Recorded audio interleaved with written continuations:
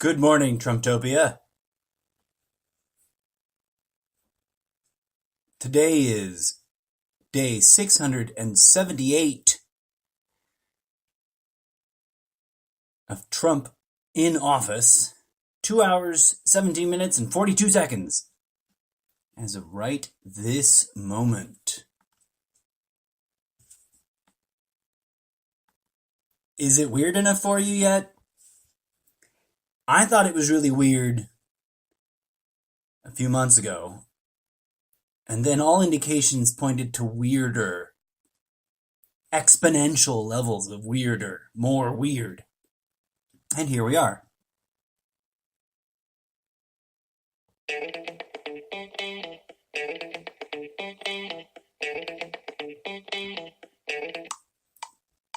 Oh, I screwed that up.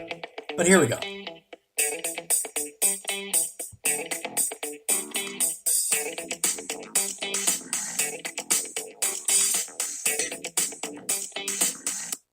Oh. Well, that was Purple Mush and the political outrage, folks. But we're having technical difficulties, so we're going to stop there. Political Mush. Purple Mush and the political outrage is me playing on GarageBand on my new iPad. So, yeah. I'm going to make some new tunes for the podcast. Is where I was going with that.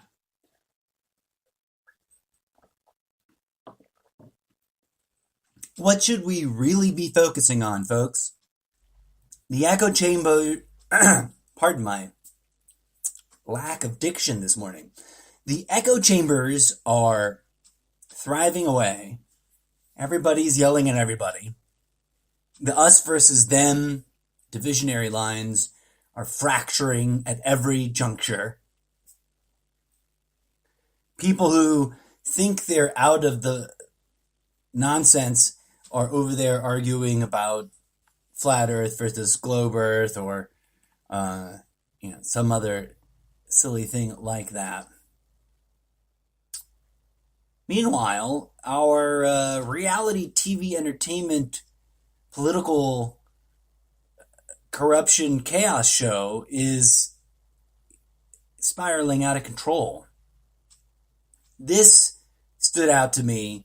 The abrupt canceling of an eminent meeting between Putin and Trump. I'm not sure what's going on with that, but it really stands out. But it could be interpreted as Trump getting anxious or cagey or feeling threatened because the Mueller investigation continues to plug away silently, diligently, and effectively, despite all the accusations of being a witch hunt. People are going to jail. Now, that could be corrupt incarcerations. It could also be actual justice. God forbid that these could actually be real crimes exposed and people being held accountable.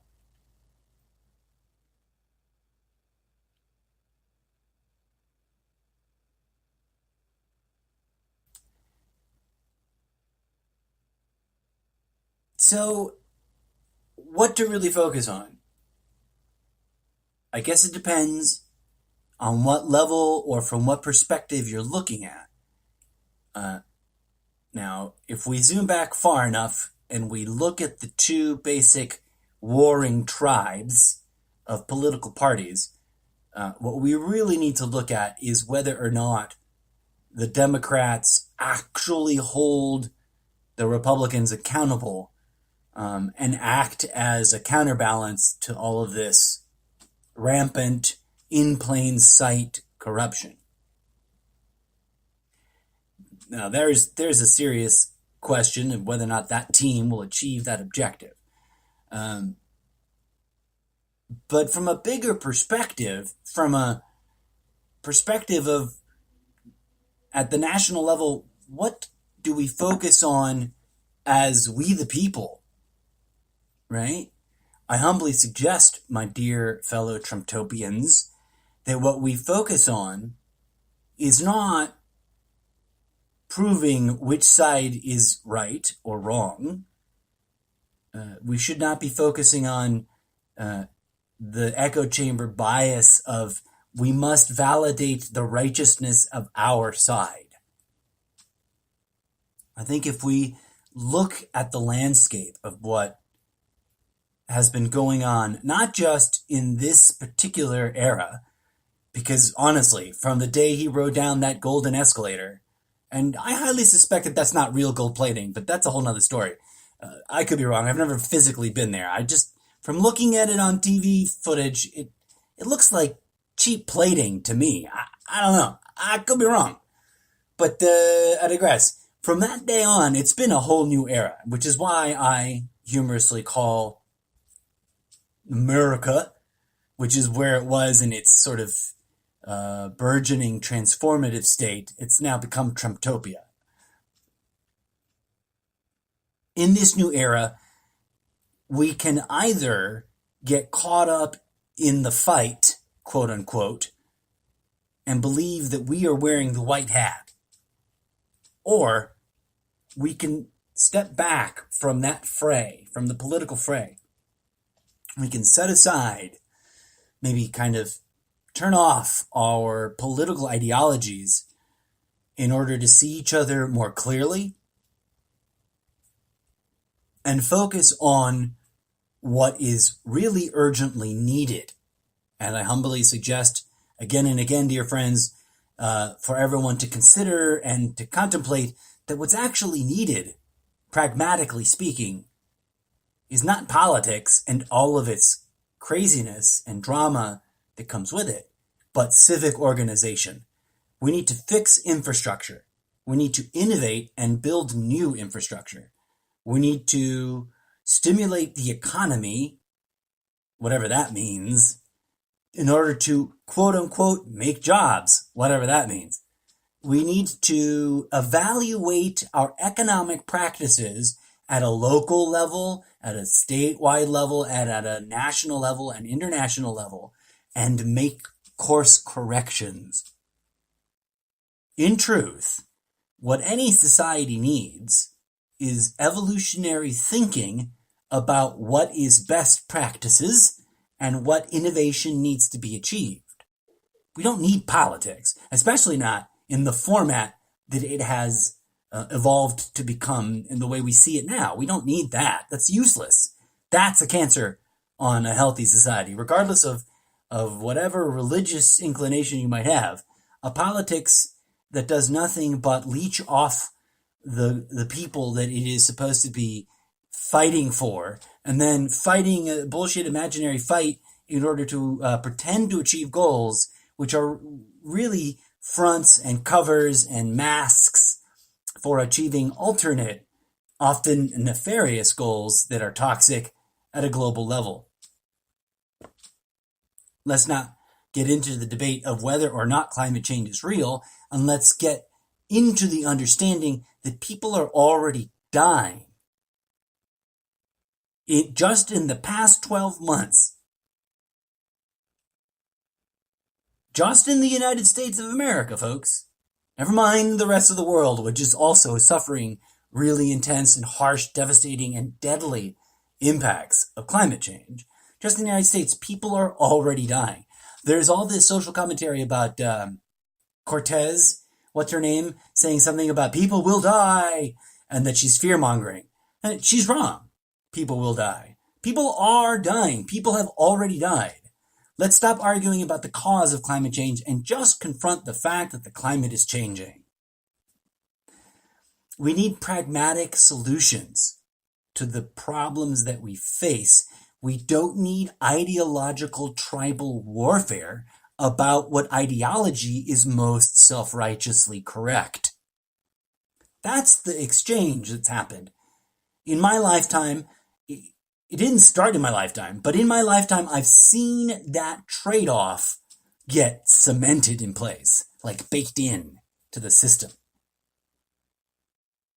Whereas clearly, historically, evidence indicates that up until just before my lifetime, politics was still sort of really actually about solving the problems we face and civic organization, although it was ever increasingly corrupt or encroached upon by corruption.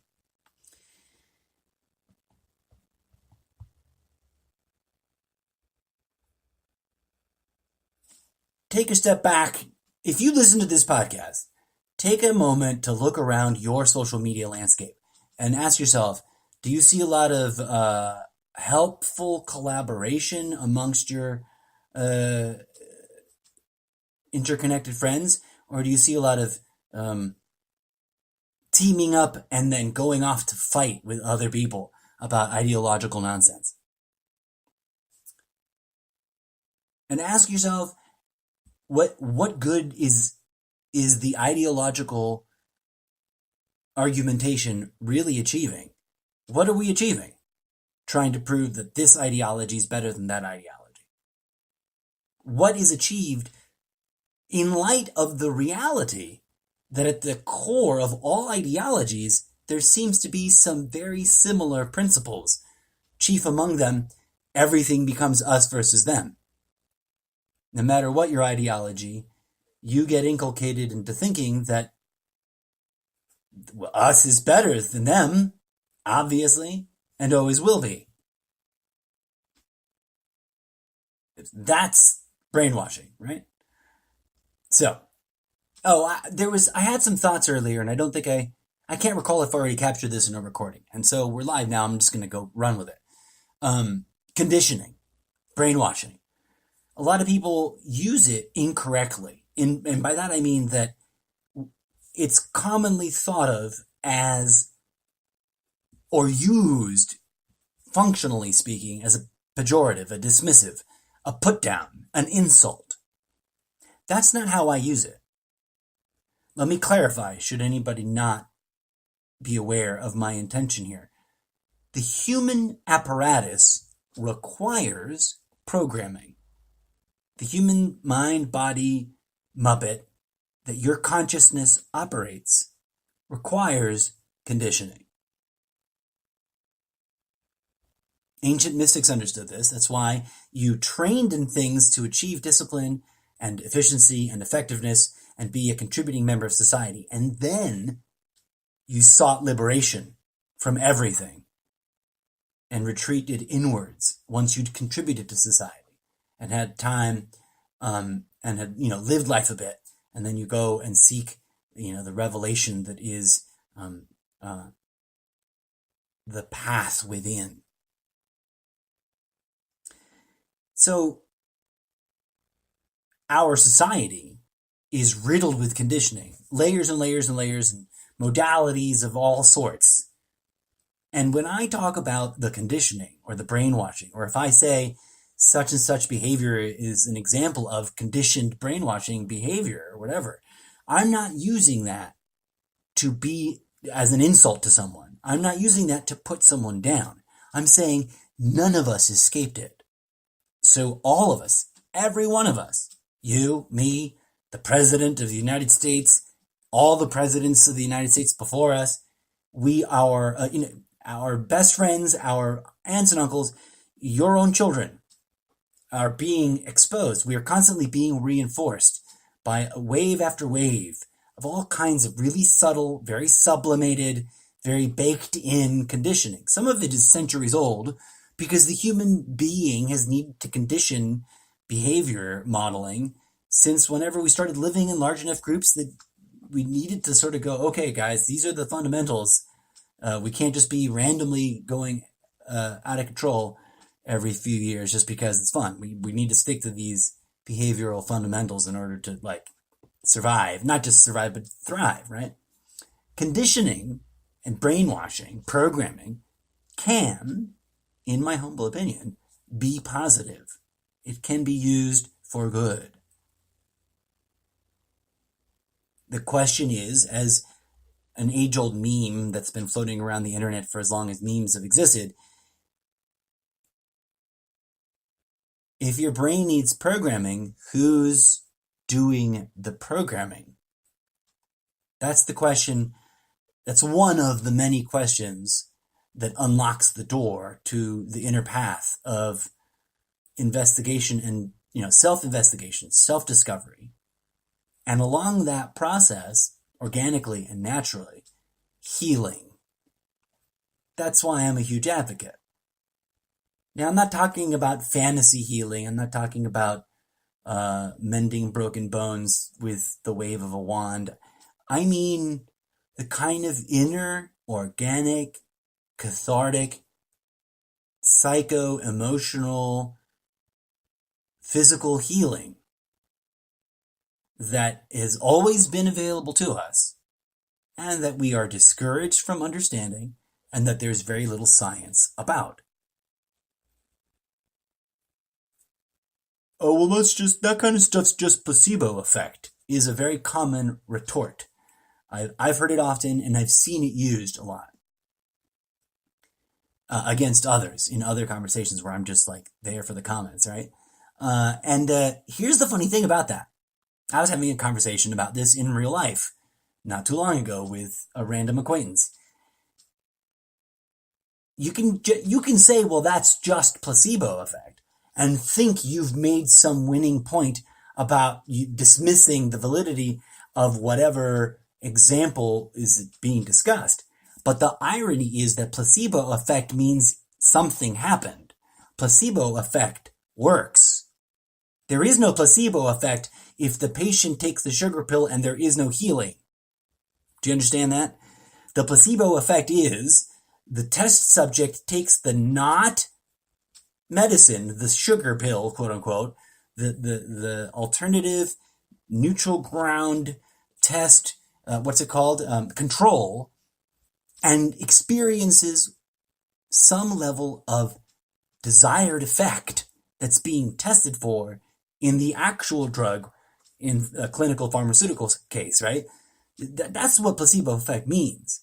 And what that means is that the body, because of some combination of belief and energy and will and inner communication or communion, has decided that the sugar pill will have the desired effect, the desired outcome, as expected or explained to the patient, and thus it happens.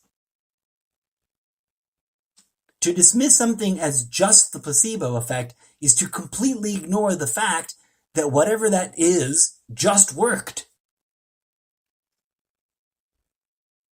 It did the thing that it wanted to do.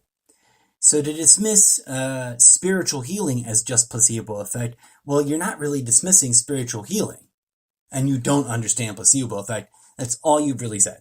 So, and I don't mean that in a judgmental way. I'm pointing it out so that anybody out there who might come across this podcast, who might be attached to using that logic, might question it and realize that it's kind of, a circular failure of logic, and that, there's something else to be considered here. But let's zoom back out.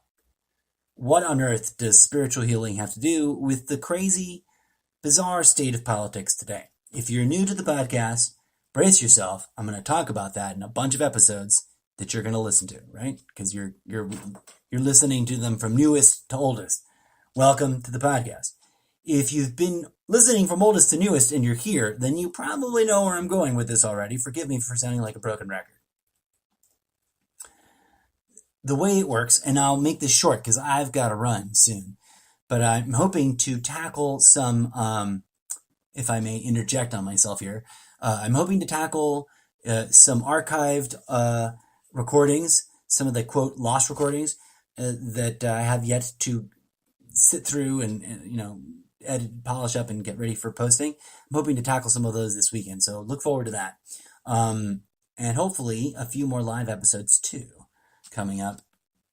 So it's I just want to thank you for listening, and I'll leave you with this final thought about this whole mess. It is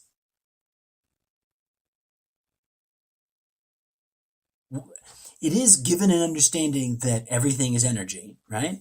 And that intent focuses our energy. Because if everything is energy, then our emotions are energy, and our thoughts are energy. Our intent is a form of energy, and that we can use these tools in ways that we have hitherto been discouraged from understanding.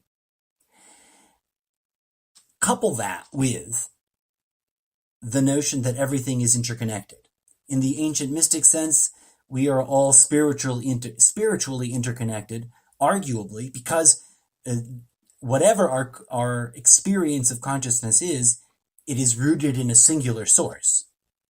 We're like leaves on a tree, thinking that they are separate from the tree somehow, right? On top of that, you add the notion that that comes from the quantum mechanical realm of quantum entanglement and this sort of observer impacting reality with its observation, and that creating a kind of manifestation loop.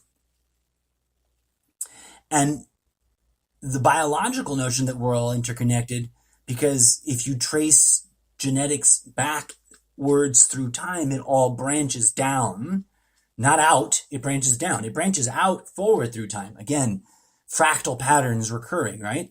We're like leaves on a tree, which are going to sprout little tiny miniature versions of the tree, which is going to have miniature tiny versions of the branches, which are going to have tiny, tiny miniature versions of the leaves, so on and so on for forever. With each leaf foolishly imagining itself to be completely and wholly alone and separate from the rest of all of the leaves in the whole world. The reality is the species is one web, and it's interconnected in ways that we are discouraged from understanding. So, if we understand all that, if we gain an understanding of all that at an individual level and at a community level and at a pop cultural level and at a state and federal level, if we really start operating our societal organization, our civic organization with a deep rooting of this understanding and not making it about ideology, right? Abdicate all the ideology. Just abandon all the religions, abandon all the political parties, and just start working with the pure pragmatic realities that we face. And I'm proposing to you a whole big, very complex set of realities that we're currently neglecting because of some of the conditioning that we've imposed on ourselves. Ourself also works because we are one self, ultimately, collectively speaking, expressing its selves over generations, but it's one self that divides up into all those selves. If all those things are true, now I can't point to any singular evidence that it is true other than what that bit that is in my birthday greeting, which is that the strongest evidence for a fractal theory of the universe is the simple reality that people come out of other people. And that all of life does that. And like I said, if you trace genomic lines backwards through time, they branch down. And everything that branches down consistently, always across a bandwidth, will branch down to a singular point, won't it?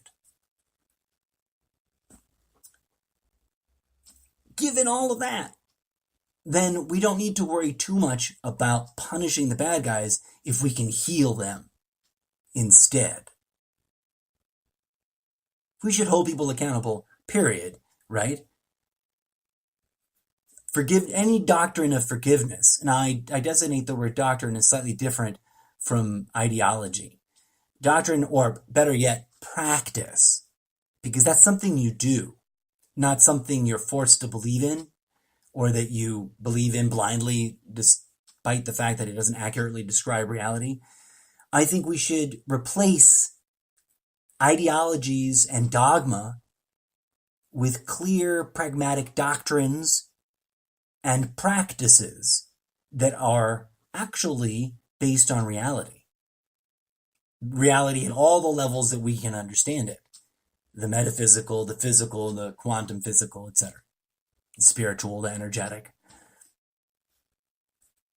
That's our calling, I humbly submit, at the center of my thesis, That's always been the calling. We set up this challenge. We created a world in which it's easy to be addicted to ego and all of its ego traps and all of its addictions. It's easy to choose money. But the problem with money is that more is never enough, right? That's the very core of ego and greed. More of insert here is never enough. Whatever it is you're craving, it's never enough. Drugs, sex, power, corruption, money, murder, like no matter what. As soon as you get one dose, you start craving the next. That's ego. And we set up this world that is sort of like a dominion of ego. Ego has free will here and free reign. One of the problems with, I'm trying to wrap things up and I keep adding things to talk about. Please forgive me for the absent-minded professorly way I sort of ramble on each of these audio journal episodes. I'm trying to weave together so many years of contemplating our situation into an interesting and entertaining thing that both builds towards something, regardless of which direction you listen to it, and also stands alone each episode as something interesting and engaging and worth listening to. I hope I'm getting close to refining that. By the way, as always, from day one, I'm seeking a local co-host, preferably a female, just to add that balance. We need the masculine and the feminine representative, especially if you're talking about divine energies, because God is not one gender, folks. Sorry to burst that bubble for you if you're listening and you believe in a gendered God. The divine entity, because ultimately it's one thing, but is also simultaneously many things, and it is genderless and multi-gendered at the same time. It's very complicated. We'll get into it in other episodes, but I digress. So if you're local and you enjoy discussing these sorts of things, and you happen to be listening to this episode right here, right now, or any of the other episodes where I talk about wanting a co-host, please do not hesitate to track me down on social media and contact me. If you like what you hear, please keep listening. If you want me to discuss a particular topic, please drop me a social media comment message thing. As always, I humbly thank you for tuning in, and I wish you the best today, and may peace, love, and grooviness blossom in your heart.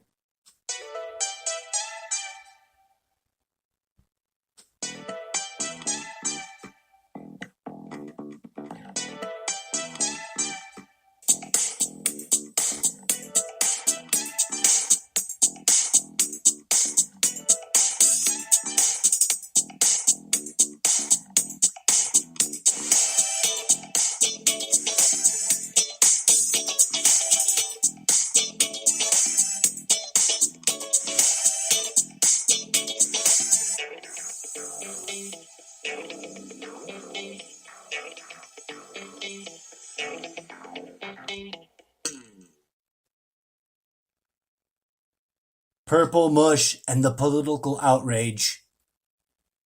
Thanks for listening. Tune in for more.